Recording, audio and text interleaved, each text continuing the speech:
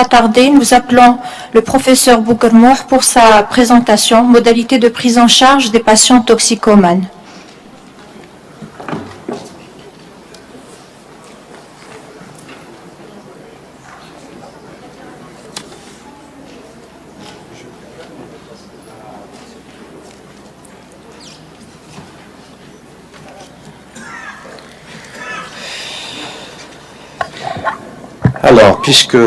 Alors tout à l'heure, le professeur Chakali parlait de la question de toxicomanie et actuellement, nous sommes en train de ne plus utiliser ce terme-là, puisqu'effectivement, sur le plan historique, sachant que l'histoire des drogues, c'est une histoire de l'homme aussi, hein, confondre l'histoire des drogues, c'est exactement l'histoire des hommes, sur le plan bien sûr spirituel, sur le plan culturel et surtout les expérimentations et les recherches font que effectivement cette histoire de drogue est très complexe. Alors, le terme de drogue, puisqu'on est là, la conception, puisqu'effectivement, monsieur le doyen a parlé de tout ça, puisque dans nos ancêtres, puisque depuis les pharaons, depuis les Égyptiens et surtout les Chinois qui ont été à l'origine de la découverte, en fait, de cette plante, cette fameuse plante, dans les Indes. Il a été effectivement dit à cette époque-là, prenez bien 2e, 3e, avant Jésus-Christ, bien plus tard, l'histoire de cette plante qui était effectivement très originale et très intéressante, puisque à l'époque, les gens travaillaient difficilement et on avait des difficultés à trouver une source d'énergie pour cet homme, pour cette personne. Et puis en mâchant effectivement cette plante, on est devenu effectivement, on se disait que c'est très intéressant, puisque quand je mâche cette plante, ça change ma perception et je suis boosté, je suis stimulé et j'ai de l'énergie. Donc à cette époque-là, effectivement, cette fameuse plante était très intéressante pour toute personne qui travaille. Donc, il fallait donc soulager non seulement cet esprit, et puis ces douleurs, les douleurs, puisqu'on a été utilisé comme plante thérapeutique. Et puis on passait de 2e, 3e siècle, 4e siècle, jusqu'à la période où il fallait trouver des solutions. C'était des industries pharmaceutiques, et donc on passait des histoires de plantes vers les drogues. Et il fallait donc à partir, puisqu'il y avait des guerres, il y avait des révolutions, il y avait toutes sortes de conflits humains, et qui a fait qu'effectivement, il fallait trouver quelque chose pour soulager ces gens-là issus des guerres. Donc il fallait trouver des histoires des amputations, des histoires de traumatisme. Donc à partir effectivement de ces plantes, on a trouvé des dérivés de cocaïne, de la morphine comme anesthésique, donc il fallait soulager. Puis on est passé effectivement, on va passer des industries pharmaceutiques, il fallait donc trouver des solutions et passer à une autre étape, celle effectivement des dérivés. Je dirais que le concept de toxicomanie, puisque jusqu'aux années 70 et même jusqu'aux années 90, on voyait, puisque c'était Oliver Einstein qui parlait de drogue, de la personne et de l'environnement. On disait qu'effectivement, quand on voyait ces gens-là, ils étaient stigmatisés et ils avaient cette problématique de ce qu'on appelle, ce sont des gens totalement hors sociétal, et il fallait donc trouver une solution à ces gens-là. On a défini donc cette problématique, on les voyait comme des gens, comme des gens stigmatisés, enfin des gens particuliers, bien particuliers. Il fallait les réintégrer, il fallait trouver des solutions, puisque ça commence à devenir un grand problème, problématique, un fléau, un très grand fléau. À partir des années 70, les Européens ont commencé à s'intéresser sérieusement à cette histoire-là, à cette problématique, et puis surtout l'émergence des problèmes de sida des années 80, où il y avait un problème de mort de personnes, et donc il fallait trouver rapidement une solution, enfin trouver une thérapie. Donc, jusqu'aux années 90, 2000, on parlait de toxicomanie, de cette histoire de drogue, de cette histoire de personnes, de cette histoire d'environnement. Et c'était Goldman, en les années 90, qui a commencé à s'intéresser au comportement. Goldman, l'américain, a introduit quelques articles pendant cette période et on disait de lui, c'est quoi cette histoire de comportement? Oui, le comportement, puisque c'est la drogue qui est à l'origine de la problématique, de l'ivresse, de la désintoxication, de ce que vous voulez, les mal, les effets secondaires. Et là, il y a un scientifique qui est en train de parler de comportement. C'est un petit peu bizarre. On disait, cette personne-là, effectivement, ce Goldman a commencé à s'intéresser sérieusement sur le plan neurobiologique en disant qu'il n'y a pas que la substance qui est à l'origine de modification de la conscience. C'est surtout le comportement. Et quand on a une certaine dépendance par rapport à la drogue ou tout simplement par rapport au comportement, on a les mêmes effets. On parle de dépendance. Et c'est comme ça qu'on a introduit le terme d'addict, esclave de nous-mêmes, esclave de notre comportement, et c'est devenu, donc c'est si généralisé, donc on parle de troubles de substances liées aux substances, ou tout simplement absence de substances. Je me réfère bien sûr aux jeux pathologiques, à l'Internet, et toute autre dépendance, l'anorexie, la boulimie. Voilà, donc je voulais un petit peu très brièvement parler un petit peu de cette histoire de concept, du passage de la toxicomanie à l'addiction.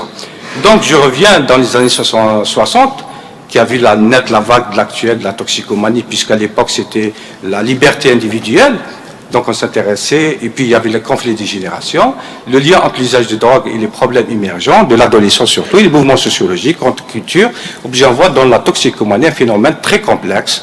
Donc je disais qu'il y avait une rencontre d'une personnalité, d'un produit et d'un événement, enfin de ce qu'on appelle de moments socio-culturels. Ça c'est pratiquement Oliver Einstein de Paris qui a utilisé ce terme-là. L'usage et le trafic illicite des drogues connaissent aujourd'hui des proportions extrêmement importantes, jamais atteintes, puisqu'en Algérie, nous avons des chiffres très alarmants. Nous sommes passés des années 80 de 3 tonnes et aujourd'hui nous sommes à 200 tonnes. Vous voyez un petit peu la courbe, elle est extrêmement importante. Notre pays en particulier voit le nombre de ces toxicomanes augmente inexorablement, puisque depuis, moi je me rappelle, en 90, entre 90 et 2000, il y avait en service à partir de 96, il y en avait 4 patients qui venaient par semaine, disons par mois. Aujourd'hui, le chiffre s'est multiplié par 10. Nous avons pratiquement 40 à 50 patients par consultation. Vous voyez un petit peu le nombre. Les substances consommées se sont très diversifiées. De nouveaux produits de synthèse sont apparus. L'expérimentation du cannabis est répandue chez les jeunes, surtout chez les jeunes, les adolescents. Et d'entre eux, on consomme simultanément plusieurs produits, puisqu'il s'agit de la polytoxicomanie qu'on verra tout à l'heure. La consommation de plus en plus croissante des drogues dure, et surtout, ce qui est nouveau chez nous depuis 2010, c'est le détournement de Subutex, qui vient un petit peu de l'Occident et qui est utilisé autrement, c'est surtout par voie injectable, avec les effets qu'on connaît. Actuellement, la présence des facteurs de risque, la population algérienne est très jeune, 70% de la population a moins de 30 ans. La position géographique de l'Algérie très ouverte sur l'Europe et sur l'Afrique. Et surtout les mutations qu'on a connues, les mutations très socio-économiques, très importantes et culturelles. Ces facteurs, bien sûr, constituent une véritable problématique pour notre pays dans le domaine de la toxicomanie. Les drogues, j'avais dit, c'est à partir des années 60 qu'on s'intéressait réellement à cette problématique, et c'est Laurent Mess qui avait défini quelque part en disant qu'il s'agit de 2 mots, tolérance, plus de dose, dépendance physique et dépendance psychique. Vous voyez, donc à partir des années 60 on commence à s'intéresser à l'histoire de dépendance physique et psychique. Le DSM-4, pourquoi DSM-4? Depuis 2094, on a essayé de changer, d'utiliser d'autres termes.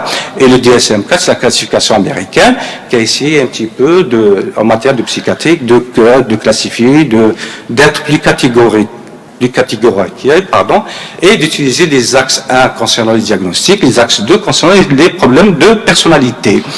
Puis ensuite, j'avais parlé des problèmes de concept, ça je l'ai évoqué tout à l'heure puisqu'on avait utilisé le terme d'intoxication, sévrage, abus, dépendance, et l'histoire de comorbidité puisqu'il y avait un grand problème en matière de suivi de toxicomanes, de patients toxicomanes ou addicts, puisqu'il fallait, on se disait, est-ce que c'est le psychiatre qui va le suivre, est-ce que c'est le médecin généraliste, ou est-ce qu'un addictologue? C'était un grand problème, et aujourd'hui, c'est d'actualité, comment faire face à ces patients toxicomanes qui ont des comorbidités sur le plan psychique, des perturbations sur le plan psychique. Le concept, j'avais parlé de contrainte par corps, les définitions, puisque le DSM-4 parle de ça, le DSM-5, il a complètement changé, il a réunifié l'abus de substance, c'est la manière d'utiliser de manière inadéquate une substance, conduisant au sens, c'est-à-dire une altération du fonctionnement et tout simplement une souffrance cliniquement significative. La tolérance, c'est le besoin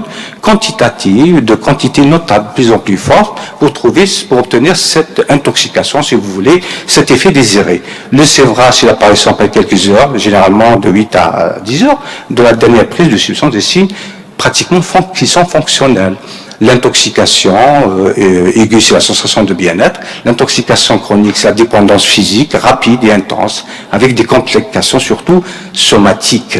Le surdosage, qu'on n'en voit plus maintenant, dans le service, on n'a pas vu de cas comme ça, dépression respiratoire avec trouble de la conscience, peut-être au niveau des services des urgences, mais chez nous, nous n'avons pas eu de cas comme ça. Le craving, puisqu'on est passé de la toxicomanie vers cette histoire d'addiction, c'est la sensation impérieuse de consommer encore cette substance, ou tout simplement ne pas s'en passer de cette substance. Qu'en est-il de ces drogues? Les psycholeptiques, cela veut dire que ce sont des drogues qui dépriment le fonctionnement psychique, ce sont surtout les tranquillisants, ce sont les neuroleptiques sédatifs. Les psychoanalytiques, ce sont ceux qui stimulent la fonction psychique, surtout la cocaïne. Les psycholeptiques, c'est surtout le cannabis, qui modifie le fonctionnement psychique. L'abus, puisque j'avais parlé de Goldman en 88, c'est lui qui a entré ces histoires d'abus et qui disait que l'utilisation de substances, il s'agit d'altération de fonction dans les 4 signes qui doivent nécessairement figurer, c'est l'incapacité surtout professionnelle majeure, c'est surtout les situations physiques dangereuses, ce sont les problèmes judiciaires et les problèmes interpersonnels. Donc quand il y a l'abus, effectivement, on retrouve tous ces facteurs-là. La dépendance, c'est l'utilisation des substances avec altération de fonctionnement et souffrance clinique avec au moins 3 critères sur 7. C'est surtout la tolérance, c'est surtout le désir ou l'effort pour diminuer ou contrôler son geste.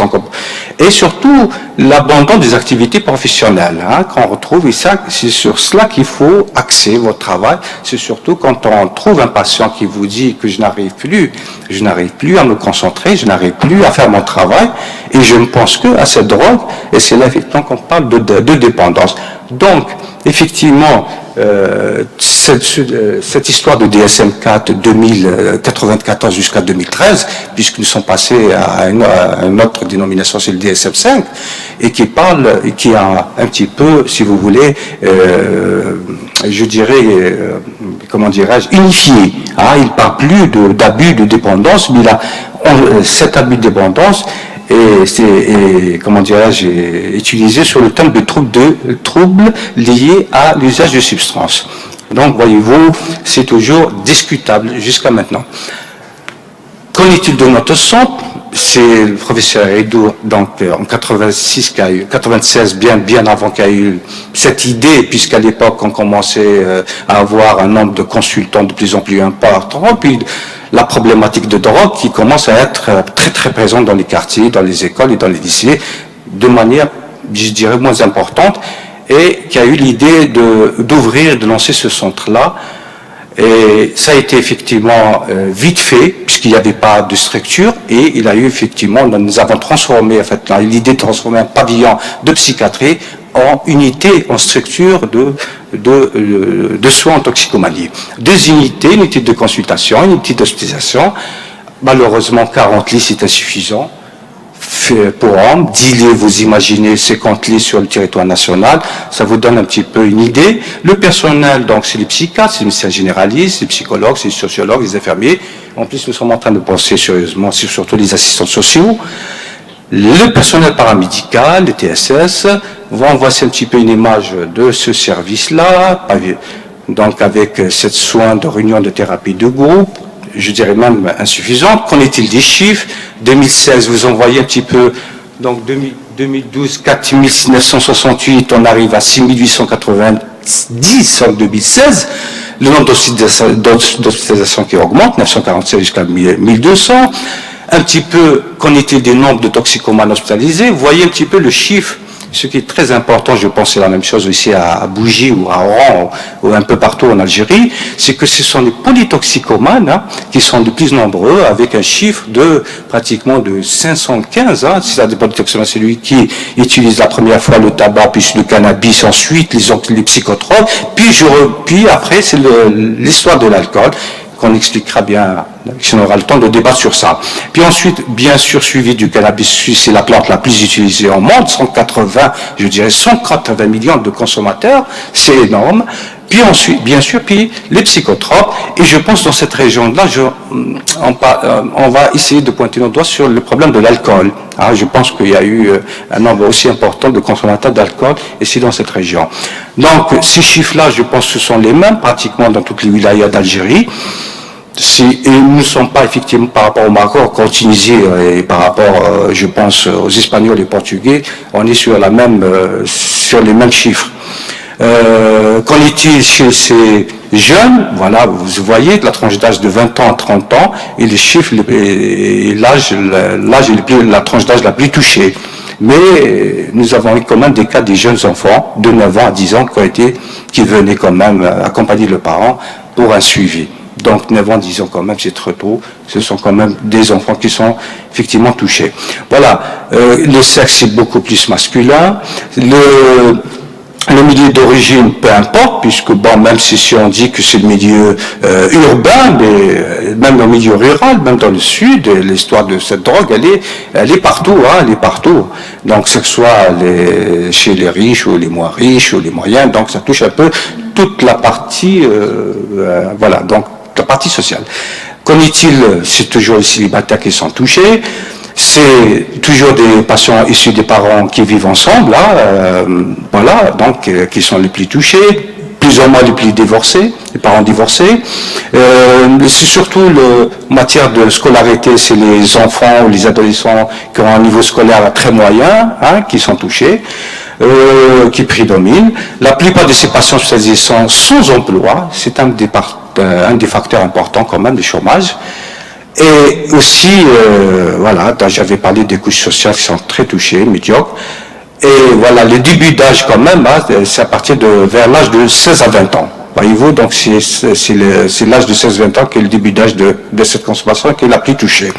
Avec les antécédents ou sans antécédents, c'est beaucoup, on a eu des cas pas d'antécédents judiciaires. Voilà, donc le facteur judiciaire n'est pas important puisqu'il y a des histoires de personnalité.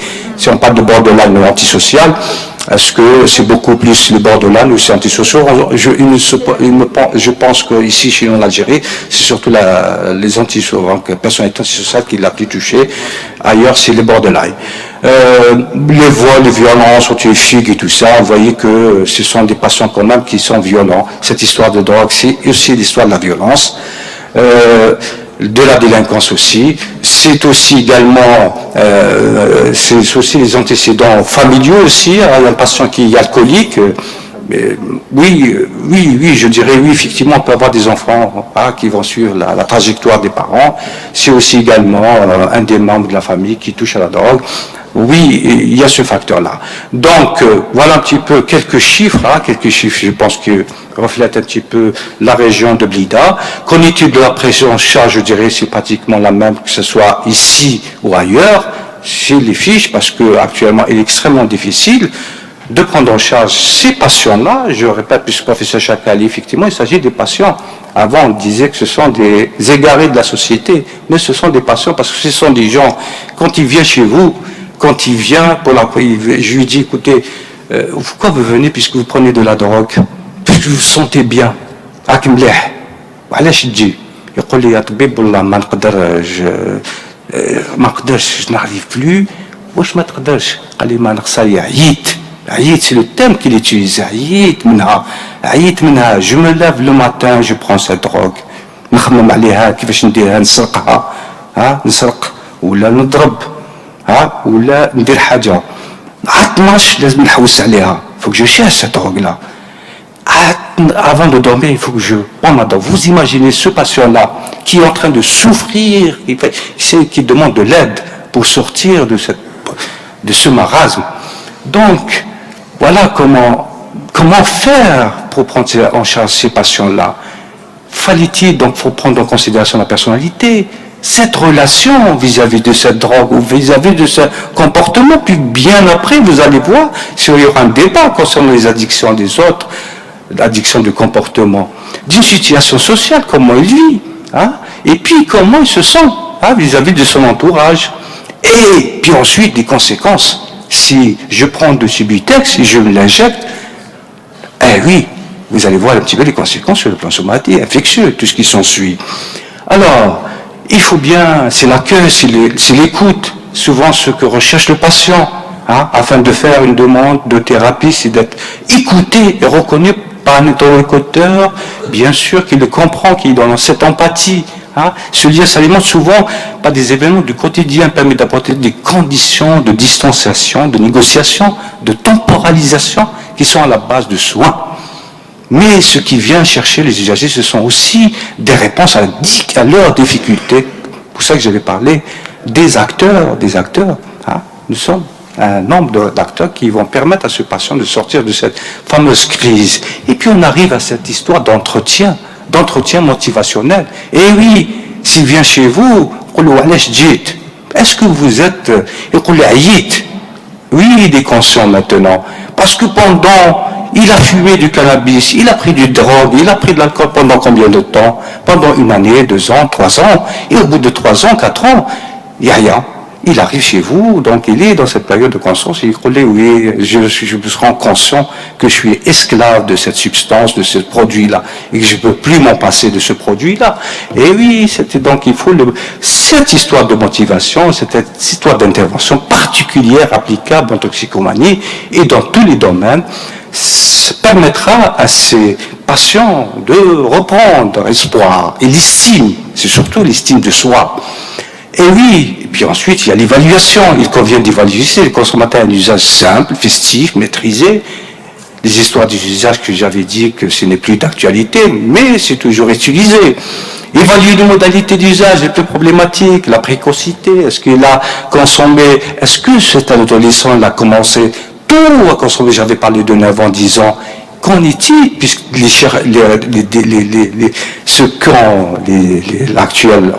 recherches actuelles, on a démontré que si je commence à consommer du cannabis à partir de 9 ans, 10 ans, que bien à 19 ans, 20 ans, je rentrais dans la dissociation, dans la schizophrénie, et oui, dans la psychose. Je deviens psychotique, je deviens délirant, tout ce qui s'ensuit. Donc voyez-vous un petit peu ces conséquences-là aussi, la précocité, la multitude de prises, les excès, la répétition et les facteurs de traits de risque. J'avais parlé de traits de personnalité, personnalité antisociale et personnalité borderline. Le contexte scolaire, familial et environnemental. Donc il faut effectivement chercher ces complications somatiques qui sont extrêmement importantes. Quand il y a de l'hospitalisation, faut-il hospitaliser? Oui, il y a ici une demande de ce patient, il va vous dire, écoutez, j'ai envie de me sortir, de quitter ce quartier-là. Et puis vous avez dit que les drogues, elle est un peu partout. Il est parti parce qu'elle est partout, et parce que si je la vois, si je la sens, si je la touche, je suis cet esprit qu'on verra tout à l'heure sur l'histoire de l'explication de la neurobiologie, et oui, je ne peux pas m'en passer de ces drogues. Je vais aller la chercher, je vais aller la goûter. Donc, comment faire? Alors je vais aller dans un service où je peux un petit peu quitter ce quartier-là qui me stimule à en consommer encore plus. Et oui, et là, on va trouver un médecin qui va lui dire, venez rentrer. Voilà, si vous êtes conscient, si vous êtes motivé, oui, nous allons vous donner un séjour, nous allons vous accompagner par un séjour, vous permettant bien sûr d'apaiser votre souffrance, d'apaiser votre angoisse, votre anxiété, hein, votre déprime, puisque certainement, vous avez, puisque vous êtes fatigué, puisque vous êtes déprimé. Donc venez, vous allez passer un séjour chez nous, nous vous permettons de vous apaiser et de sortir avec bien sûr des écoutes et un suivi. Donc, alors tout cela, effectivement, selon les cas, bien sûr avec des examens complémentaires, il est extrêmement intéressant puisque nous utilisons des neuroleptiques, des anxiolytiques. Faut-il faire, ne pas oublier faire un ECG, faire toute une panoplie de bilans, parce qu'on n'est pas à l'abri de surprises avec les utilisations des neuroleptiques et des anxiolytiques, surtout cette histoire de dépendance aux anxiolytiques. La durée, elle est variable, elle n'est pas de 21 jours, elle est variable en fonction des deux, généralement de 15 à 1 mois. On peut aller surtout sur cette histoire de dépendance aux benzodiazépines jusqu'à pratiquement 6 semaines. Hein, on peut aller jusqu'à 6 semaines, permettant surtout que ce patient-là d'apaiser et d'amender ses symptômes psychiques. Donc, volet médicamenteux, volet psychothérapique, volet médicaments qu'on utilise un peu partout ici, un anxiolytique, un antidépresseur, un éventuel neuroleptique pour calmer l'agitation, surtout les troubles d'agitation, les troubles de comportement, et parfois, j'avais dit qu'il est toujours, il souffre toujours de cette douleur, de cette syndrome de ce sévrage, c'est surtout les analgésiques, surtout paracétamol, on peut utiliser le paracétamol, et puis bien sûr les conseils d'hygiène, l'hydratation surtout pour les alcooliques, et puis d'autres médicaments que nous n'avons pas ici, concernant surtout cette histoire de ce qu'on appelle de craving. Donc voilà, le syndrome de sévrage, vous allez voir avec notre collègue tout à l'heure. Puis ensuite, bien sûr, occuper ces patients-là par des activités égothérapiques ou occupationnelles, permettant bien sûr de sortir, d'enlever un petit peu cette image obsessionnelle qui tourne autour d'eux, qui est fixée, de leur enlever progressivement et de ne plus penser à cette fameuse substance. La posture, elle est très intéressante puisque nous ne sommes pas à l'abri de rechute. Toute la problématique de ces drogues, toutes les politiques qui ont été menées par-ci, par-là. L'Europe 70, 80, 90, 2000, 2017, 2010, eh ben figurez-vous, j'avais la dernière fois posé une question aux Suisses, aux Hollandais, en leur disant alors, avec un peu de recul, y a-t-il une amélioration? Il vous dit, un des scientifiques m'a dit, en fait, nous sommes en train de stabiliser les chiffres.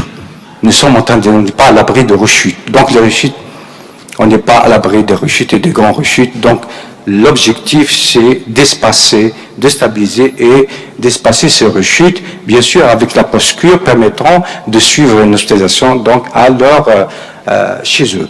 Voilà un petit peu, voilà ce que je voulais dire, parce que j'ai pris un peu beaucoup de temps. En résumé, c'est tout cela, c'est cette tranche d'âge, c'est cette population qui est touchée, c'est ce fléau-là, et surtout c'est cette prise en charge.